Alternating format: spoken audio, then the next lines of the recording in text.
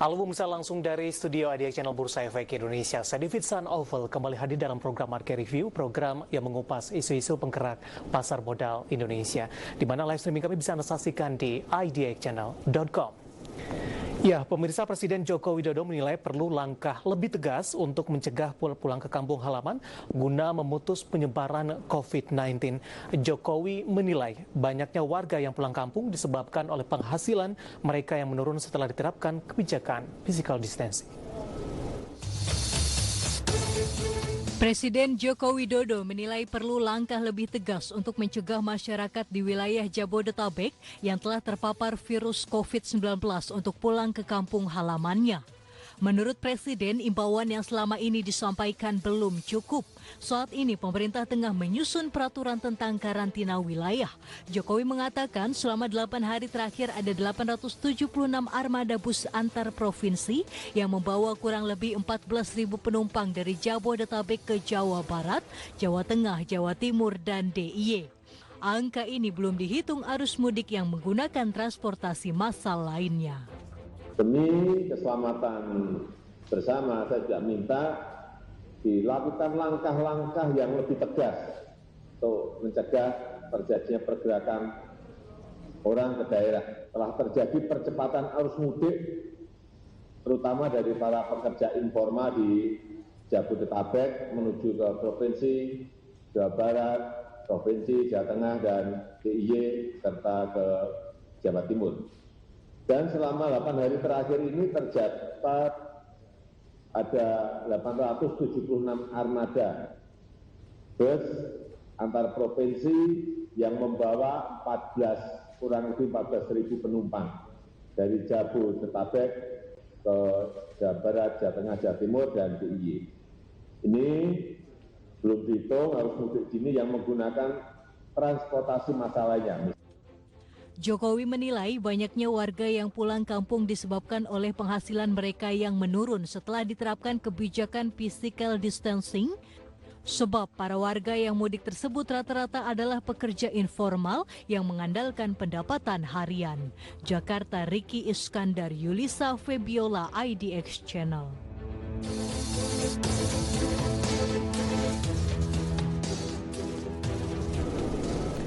Ya, pemirsa, di Market Review kali ini kita akan membahas topik menarik, ini larangan mudik di tengah wabah corona, di mana pemerintah terus melakukan persiapan peraturan terkait juga dengan larangan mudik, terutama untuk mudik lebaran di 2020 ini. Kita akan coba bahas seberapa besar dampak ekonominya, kemudian apakah kebijakan ini harus memang diterapkan di tengah dari wabah virus corona yang terus meluas dan jumlah korban yang terus bertambah. Nah, untuk membahasnya saat ini kami sudah terhubung bersama dengan Bapak Fitra Faisal yang merupakan ekonom Universitas Indonesia melalui jalur Skype ini. Pak Fitra, apa kabar, Pak? Baik, Pak Jack. Baik, Pak Fitra, terkait dengan larangan mudik di tengah wabah virus corona, bagaimana Anda melihat kebijakan ini yang sampai saat ini masih dalam kajian dari pemerintah dan belum diumumkan dalam hal ini konteksnya dalam peraturan, baik itu dalam bentuk perpres ataupun impres dalam hal ini, Pak Fitra? Baik, jadi kalau kita melihat dalam perekonomian itu kita melihatnya dalam dimensi waktu, dimensi jangka pendek, jangka menengah, dan juga jangka panjang. Nah, kalau kita melihat tren pemudik, kalau di jangka pendek, ya, ada potensial, ya, jadi yang lebih 30 juta pemudik setiap tahunnya, dan masing-masing pemudik itu kemampuan yang antara 1 sampai 5 juta rupiah. Jadi kalau kita lihat atas 5 juta rupiah, artinya 5 juta beli 30 juta, dan bisa sampai 150 triliun. Nah, ini kalau kita batas bawah antara 30 sampai 50 triliun. Nah, itu adalah potensi distribusi, ya, dari kota-kota besar, kemudian ke terutama di Jawa Barat, Jawa Tengah, dan nah, dari 150 triliun atau dari 40 triliun ini 10% yaitu di spending di tempat tujuan, sebenarnya 30% itu habis transportasi untuk konsumsi perjalanan dan juga konsumsi pada saat mereka mulai mudik gitu ya. Anggaplah 70% itu artinya sekitar 100 triliun kalau kita pegang pesatnya, jauhnya antara 10 sampai 20 triliun. Gitu. Nah itu rasa potensi yang hilang. Misalnya memang pemerintah melarang pemudik ya, dan beberapa sektor yang yang paling besar tentunya pertama seperti wisata, ya, perdagangan itu yang paling besar. Kedua adalah sektor transportasi dan jasa angkutan. Nah ini yang beberapa paling besar dengan kebijakan tersebut. Jadi kalau dari sisi hitungannya ya pasti negatif. Nah, tetapi ini kan potensial sebuah kerugian yang mungkin saja ini di jangka pendek. Iya. Itu kan kita sekarang mengalami situasi yang tidak normal. Gitu. Nah, dalam situasi tidak normal ini, misalnya pemerintah tidak melarang pemudik, itu situasinya akan berbahaya sekali buat perekonomian. Karena apa? Di jangka panjang perekonomian akan memiliki masalah dari sisi produktivitas. Kenapa produktivitas? Nah, jadi kita tahu bahwa COVID-19 ini infeksi manusia. Sementara kalau kita lihat manusia itu adalah faktor produksi utama. Kalau misalnya dia berdampak pada manusia bagi faktor produksi utama tersebut, nah bisa jadi ke depan produktivitas menurun dan perekonomian mengenerate output produksi itu akan kemudian terhambat gitu. Nah, jadi yang kita lihat adalah pilihan intertemporal. Jadi kemudian kita melakukan containment of kebijakan-kebijakan strict kemudian menahan mobilitas kita untuk menahan virus supaya ya perekonomian di depan masih punya peluang yang berkembang.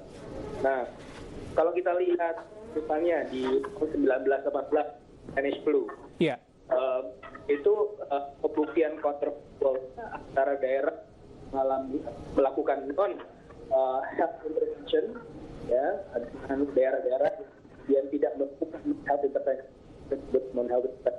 seperti social distancing, karantina wilayah, lockdown.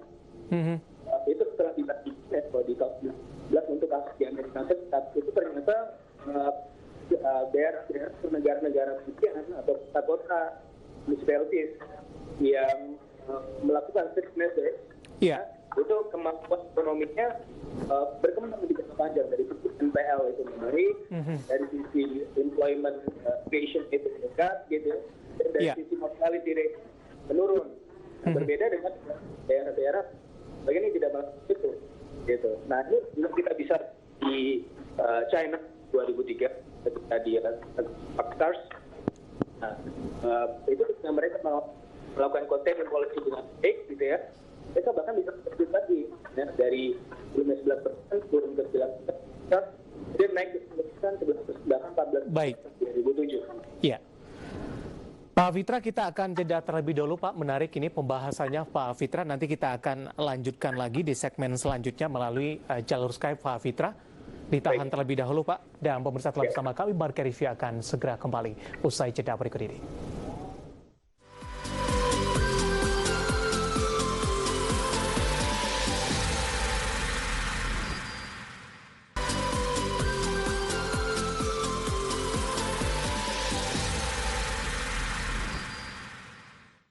Ya, pemirsa masih di Market Review dan kita masih berbincang bersama dengan Bapak Fitra Faisal, ekonom Universitas Indonesia melalui jalur Skype, dan tema kita masih larangan mudik di tengah wabah corona. Pak Fitra. Ya, Pak Fitra, melanjuti perbincangan kita di segmen sebelumnya. Tadi Anda sudah jelaskan ada jangka pendek, jangka menengah, ataupun jangka panjang ini, Pak.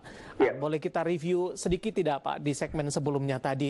Apa yang menjadi pertimbangan dari pemerintah sebenarnya? Apakah ekonomi dalam hal ini Anda melihatnya, tapi di sisi lain ini mendesak untuk dilakukan di tengah dari wabah corona yang terus meluas?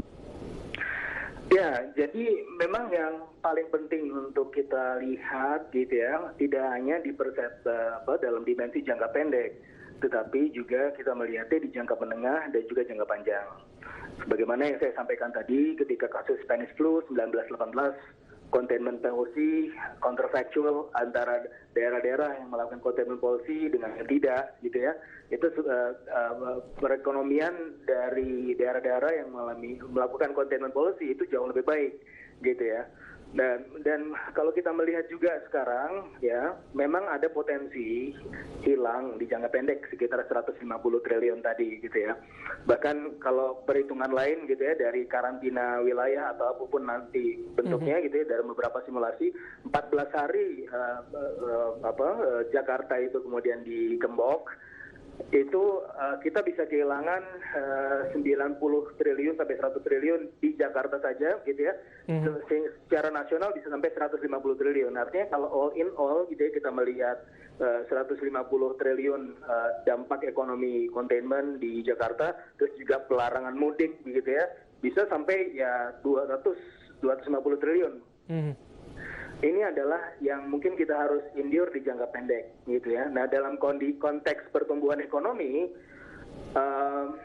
pelarangan mobilitas yang kemudian dihambat, gitu ya, itu kemungkinan besar akan menurunkan pertumbuhan ekonomi di tahun 2020, ya, secara nasional. Jadi prediksi saya itu kalau skenario terburuk itu kita cuma tumbuh 1%, gitu. Nah, tetapi karena kita mengkonten manusia, ya, sementara secara kapasitas ekonomi kan kita berbicara faktor produksi itu ada dua yang paling utama, yaitu manusia dan juga kemudian capital, mesin, alat-alat dan lain-lain gitu ya. Nah ini kan kita tidak mengalami sebuah depresiasi yang cukup signifikan gitu ya di modal dari sisi capital tadi ya. Yang jadi masalah adalah manusianya gitu. Nah kalau kita bicara manusia ya, ketika mereka terinfeksi ini akan kemudian mengganggu produktivitas di jangka panjang, gitu ya. Nah dalam beberapa simulasi, gitu ya, dengan tanpa adanya containment policy, tanpa adanya strict measures, maka akan terjadi penggerusan produktivitas sumber daya manusia secara cukup signifikan, sehingga kemungkinan besar pertumbuhan ekonomi kita di jangka panjang itu tidak akan mampu melejit lagi. Padahal kita sekarang dalam windows of opportunity, labor force kita dari sisi angka usia produktif. Baik. Itu yang paling tinggi adalah di antara tahun 2025 sampai tahun 2030. Jadi jangan sampai kemudian kita kehilangan momentum itu. Pak Fitra, ini di sisi lain kita lebih mengedepankan ekonomi, di sisi lain ini lebih menyangkut kepada nyawa manusia. Maksudnya begini Pak Fitra, cepat dilakukan keputusan diambil oleh pemerintah untuk mundur ekonomi beberapa langkah ke belakang, tapi dengan kebijakan ini diharapkan penyelesaian dari virus corona cepat dilakukan sehingga untuk mengejar ketertinggalan ke depannya peluangnya akan lebih banyak begitu. Pertimbangannya dalam hal ini Anda melihat seperti apa? Ya, semuanya itu sebenarnya pertumbuhan ekonomi. Ya, jadi semuanya itu pertimbangannya seharusnya ekonomi. Nah, kalau saya sebagai ekonom saya akan melihat ekonomi di jangka panjang, begitu. Nah, biasanya kan pemerintah dalam hal ini hanya melihat aspek jangka pendeknya, gitu ya. Dalam hal mungkin secara politik ini akan terganggu dan lain-lain, mungkin akan ada oposisi yang juga menyerang terkait dengan performance ekonomi. Tetapi kalau dalam perspektif jangka panjang, baik dari sisi manusia dan dari sisi kapital, itu semuanya adalah pertimbangan ekonomi. Nah, dalam beberapa simulasi, gitu ya, jadi tidak masalah kita tumbuh cuma 1% sekarang. Nah, biasanya kalau misalnya ini dilakukan containment policy dengan baik ya berdasarkan beberapa penelitian empiris dan juga beberapa simulasi yang dilakukan oleh teman-teman ekonom, gitu ya. Salah satunya yang bisa saya kutip adalah penelitian dari Prof. Arif Ansori Yusuf, gitu ya. Jadi dalam simulasinya 1,37% di tahun ini, tahun 2020. Di tahun 2021 berdasarkan perhitungannya itu bisa sampai 8-9% pertumbuhan ekonomi. Karena ada baseline effect, di mana dalam kondisi ini manusianya sebagai faktor produksi utama, human capital, itu tidak terganggu sehingga kita mampu melejit gitu ya. Nah, tetapi akan jadi masalah kalau misalnya penyebaran virus ini menjadi tidak terkendali gitu. Nah, kalau tidak terkendali artinya manusia sebagai faktor produksi utama akan terdampak, sehingga kita akan kehilangan momentum untuk kemudian menjadi pertumbuhan ekonomi seperti V-shape gitu ya. Jadi turun terus turun tajam kemudian naik tajam. Pola ini pernah terjadi di China juga tahun 2003 ketika 11% di tahun 2003 awal karena virus SARS, kemudian turun sampai 9%, 8%, tetapi kemudian naik lagi di kuartal-kuartal berikutnya sampai 10, 11% atau bahkan 14% di tahun 2007. Gitu. Jadi ada bentuk V-shape itu. Karena apa? Karena ya pergerakannya bukan fundamental. Nah, yang berikutnya adalah yang juga paling penting adalah kalau kita mencermati beberapa indikator-indikator ekonomi, semisal nilai tukar, IHSG gitu ya, itu kan pergerakannya bukan pergerakan yang fundamental.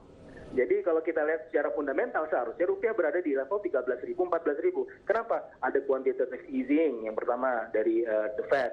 Kemudian yang kedua ada kinerja ekspor yang meningkat di bulan Februari. Itu dampaknya positif terhadap rupiah. Seharusnya fair value-nya adalah 13.000, 14.000. Tapi kenapa rupiah sekarang di level 16.000-an, 17.000-an? Kenapa? Nah, setelah kita melihat dari beberapa simulasi, ternyata market fear dan market distrust. Jadi COVID-19 ini sebagai salah satu penyebab kenapa IHSG kita terus tertekan, kenapa nilai tukar kita terus tertekan juga. Gitu. Jadi upaya-upaya apapun itu yang dilakukan pemerintah, asalkan jelas gitu ya, itu akan meminimalisir tekanan terhadap rupiah. Karena selama ini memang tekanannya bukan fundamental. Baik. Dengan kondisi yang ada saat ini, Pak Fitrah, apapun keputusan pemerintah nantinya kita harapkan sama-sama akan berdampak positif begitu, Pak. Proyeksi Anda untuk pertumbuhan ekonomi di kuartal pertama di 2020 ini? Kuartal pertama tahun 2020 ya, itu kita tumbuh 1% aja udah baik begitu ya, karena aktivitas produksi stop nih di kuartal pertama gitu. Tetapi untuk yang idealnya sih atau optimisnya 3%-an untuk optimisnya. Tetapi ya ini tergantung juga measures di lapangan gitu ya. Apabila aktivitas produksi memang betul-betul terhenti ya saya rasa ya antara 1-2%. Tetapi itu nggak masalah, Mas Dev, sebagaimana yang saya sampaikan tadi, tidak masalah selama ada containment policy atau measures yang memang menjaga agar manusianya itu tidak tertular. Itu. Nah, karena ini kan yang harus kita jaga, ini kan kelompok usia produktif. Meskipun ada yang bilang bahwa ya ini yang kena yang paling parah itu adalah yang kohort usia 50 tahun ke atas. Gitu. Tetapi kita juga melihat di rumah sakit juga banyak kemudian juga ada pasien-pasien yang parah pakai ventilator juga usia produktif ya, usia antara 25, usia 30 begitu kan. Nah, kita kan menjaga supaya ini tidak terjadi. Itu yang pertama terkait dengan potensi manusia ke depan. Yang kedua adalah dari sisi kapasitas rumah sakit. Nah, ini juga harus dihitung gitu ya. Jangan sampai medical expenses kita itu sangat tinggi sekali karena harus kemudian menampung pasien yang sangat tinggi gitu. Nah, sementara kapasitas kita udah mentok gitu. Nah, balik lagi ke pembahasan kita di mudik ini, apakah perlu dilarang atau enggak? Saya rasa perlu. Kenapa? Karena Jakarta saja kapasitasnya sudah hampir mentok, apalagi di daerah-daerah gitu ya, fasilitas kesehatannya terbatas. Itu tidak bisa dibayangkan gitu ya, karena terjadi mungkin ya ini juga harus diantisipasi, mungkin ada terjadi social unrest dan lain-lain. Karena apa? Karena yang terdampak adalah yang kecil-kecil, yang kemudian fasilitas kesehatannya juga tidak bisa menampung gitu ya, dan ya pasti dampaknya akan lebih buruk lagi. Kalau kita melihat gitu ya, dari dokter spesialis paru ada sekitar 800 sampai 1.000 di seluruh Indonesia. 1/4 itu ada di Jakarta, gitu kan. Nah, di Jakarta ini tidak cukup gitu, apalagi kalau kita ke daerah. Nah, untuk itu saya rasa ini bukan pilihan, bahwa mudik memang harus ditahan. Baik, secara full year, bagaimana proyeksi Anda? Full year, yang optimis ya kalau berdasarkan beberapa proyeksi kita terhadap puncak dari virus, gitu ya, dari beberapa running model yang kita laksanakan gitu ya, itu antara 6 sampai 12 Mei itu kan puncaknya gitu ya. Mudah-mudahan itu berdasarkan running model kita, sehingga dimulai mulai bulan akhir Mei atau Juni itu sudah mulai beroperasi lagi. Kira-kira semester 2 mudah-mudahan sudah pulih lagi gitu ya. Tapi itu pun kayak saya rasa yang yang optimis itu antara 3,5% ke atas gitu ya. Jadi 4% masih sulit gitu ya, tetapi bisa dicapai asalkan memang tadi ada measure-measure yang baik dari pemerintah. Tapi saya rasa nggak masalah juga tumbuh 3,5% atau bahkan tumbuh 1% pun gitu ya. Karena berdasarkan simulasinya itu akan berbentuk V-shape asalkan tadi ada containment policy gitu. 1% tumbuh sekarang, tahun 2021 bisa tumbuh 8-9% berdasarkan beberapa simulasi yang tadi saya kutip. Baik. Pak Fitra, terima kasih Pak sudah bergabung di Adiak Channel, Pak Fitra. Baik, ada Pak Fitra Faisal yang merupakan ekonom Universitas Indonesia, dan tadi kita membahas terkait juga dengan larangan mudik lebaran atau larangan mudik di 2020 dan dampaknya terhadap perekonomian Indonesia. Dan kita sama-sama harapkan apapun kebijakannya ini bisa meminimalisir dari penularan wabah virus corona di Indonesia, dan ekonomi Indonesia paling tidak minimal tidak tertekan terlalu dalam. Dan pemirsa, kita akan jeda terlebih dahulu, nanti kita akan lanjutkan, dan pemirsa tetap bersama kami. Marka Review akan segera kembali sesaat lagi.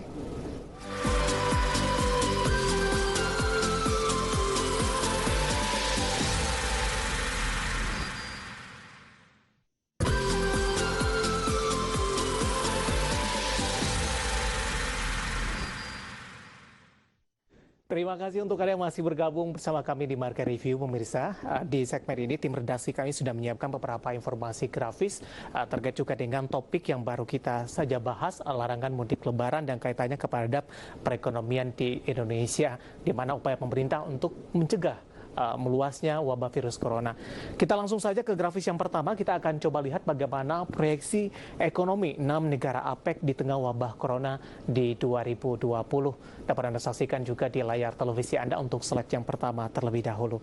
Amerika Serikat PDB-nya diproyeksikan di 22,32 triliun rupiah, laju ekonomi hanya 1%. Kemudian juga ada China, PDB-nya diperkirakan di 15,27 triliun rupiah. Kemudian pertumbuhan ekonomi, laju ekonominya hanya di 4,8%. Sementara Jepang ini PDB-nya di 5,41 triliun rupiah, laju ekonominya diproyeksikan 0%. Ini untuk dari slide yang pertama, ada Amerika Serikat, kemudian juga China, kemudian juga ada Jepang ini. Kita beralih ke grafis selanjutnya, ke slide yang kedua. Untuk Korea Selatan, pemirsa dapat Anda saksikan juga di layar televisi Anda, laju pertumbuhan ekonomi di 1,63 triliun, kemudian laju ekonominya hanya di 1,4%. Australia di 1,37 triliun untuk dari sisi PDB, laju ekonominya di 1,6%. Sementara Indonesia ini PDB-nya di 1,2 triliun, sementara laju ekonominya hanya di 4,8%. Ini proyeksi ekonomi 6 negara APEC di tengah wabah corona di tahun 2020. Kita beralih ke grafis selanjutnya. Kita akan coba lihat, pemirsa, bagaimana pertumbuhan produk domestik bruto atau PDB 2014 sampai dengan 2019. Dapat Anda saksikan juga di layar televisi Anda. Bagaimana pertumbuhan domestik bruto atau PDB di Indonesia 2014 sampai dengan 2019, di mana di 5,01%, 2015 4,88%, 2016, 2017, 2018. Sementara 2019 ini terjadi perlambatan secara full year di 5,02% ini. Sementara pertanyaannya di 2020 dengan adanya pandemi corona, apakah tekanan terhadap pertumbuhan ekonomi Indonesia di 2020 akan semakin dalam? Nah, kita beralih ke grafis selanjutnya. Kami punya data bagaimana kondisi atau jumlah pemudik di Lebaran di 2019 yang lalu. Data diambil dari Kementerian Perhubungan, pemirsa, di mana jumlah pemudik ini 33,44 juta orang. Pengguna angkutan umum 22,83 juta orang, naik 4,14% dari 2018. Sementara pengguna kendaraan pribadi ini 22,83 juta orang, naik 13,09% dari 2018. Mobil pribadi di 3,76 juta orang, sepeda motor mencapai 6,85 juta orang.